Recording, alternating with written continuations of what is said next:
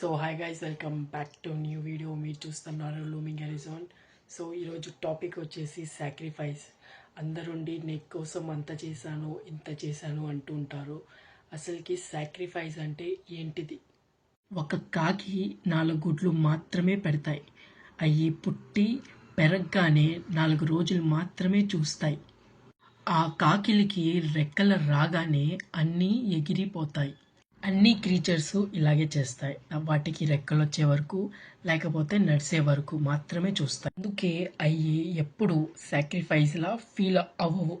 మనం మాత్రం పిల్లలు, వాళ్ళ చదువులు, ఉద్యోగాలు, పెళ్ళిళ్ళు, మళ్ళీ వాళ్ళకి పురుట్లు, పిల్లకాయలు, పెంపకాలు, మళ్ళీ పెళ్ళిళ్ళు, ఇలా అన్నీ మనము ఎండ్లెస్ ఈవెంట్స్ పెట్టుకున్నాం.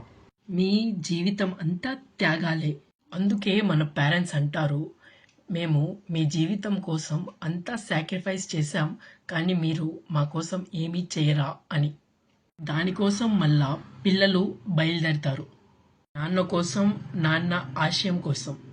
ఈ త్యాగాలు సంసారాలు మాత్రమే కాదు, మెడలో మాలేసి బుద్ధిజం కాపాడదామని చిన్నపిల్లల్ని మాంగ్స్గా మారుస్తున్నాం. వాళ్ళ జీవితాలు త్యాగం. 10 కాలాలు పచ్చగా ఉండటం కోసం మీ పిల్లల్ని అడుగుతుంది ప్రేమగా అల్-ఖైదా. కొంతమంది వాళ్ళ పిల్లల్ని పంపిస్తారు, మెడలో AK-47 తగిలిస్తారు. మీ అందరి జీవితాలు సాక్రిఫైస్ చేయండి, మీ రక్తం ధారపోయండి అని దేశం అడుగుతుంది. గుడి, చర్చ్ అండ్ మసీద్ అన్నీ అడిగేది ఒక్కటే, సాక్రిఫైస్.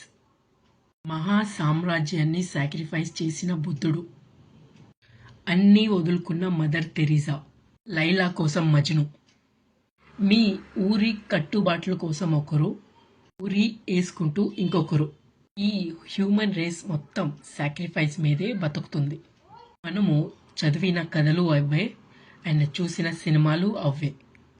అమ్మోరు మీద ఆన, రక్త తర్పణం, కాళ్ళతున్న సమిదలు, వీర తిలకం, అన్నీ ఇవే గొడవలు. మన అందరికీ త్యాగాలు చేస్తూ రక్తం కారుతూ చచ్చిపోవడం తప్ప ఆ కాకిలా ఆనందంగా బతకటం రాలేదు.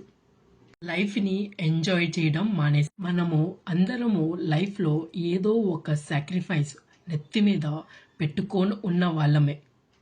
పెళ్ళాం, పిల్లలు, కులం, మతం, ఇంకా సంఘం, దేశం, అందరూ మనల్ని చావమనే అడుగుతున్నారు. మా కోసం చేస్తావా లేదా అని. మనిషి నెత్తిపై ఎన్ని సాక్రిఫైస్లా. అందుకే ఏదో ఒకటే పెట్టుకోండి.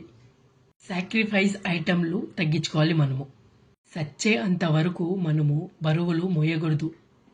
పిల్లల్ని కూడా ఒక ఏజ్ వచ్చాక వదిలేయాలి. వీలైతే ఇంట్లో నుంచి దొబ్బేయాలి.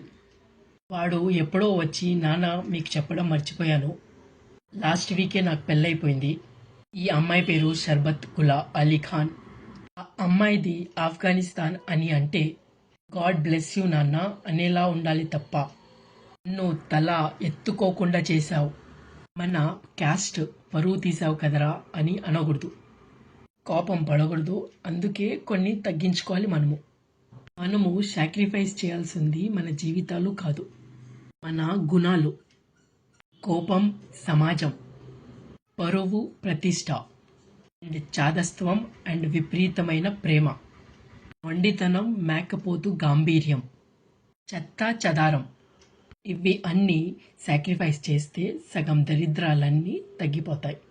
జీవితం కరిగిపోయే ఒత్తిలా ఉంటే ఓకే, కానీ తగిలి వెళ్ళిపోయే కొవ్వెత్తిలా ఎందుకని. ఈ వీడియోని మీకు నచ్చినట్టయితే లైక్ చేయండి, షేర్ చేయండి అండ్ అలాగే సబ్స్క్రైబ్ చేయండి నా యూట్యూబ్ ఛానల్ని.